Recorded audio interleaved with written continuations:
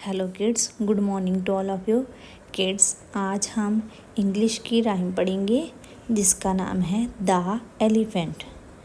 Way down south where's banana grow, a grasshopper stepped on an elephant toe. The elephant cried with tear in his eyes, pick on somebody your own size। एक बार हम repeat करते हैं। Way down south where's banana grow, a grasshopper stepped on an elephant to.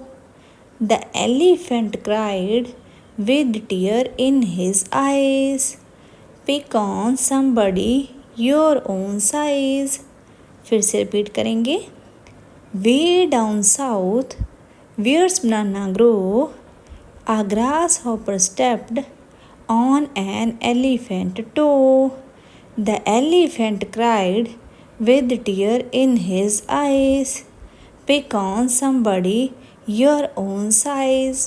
Thank you for watching.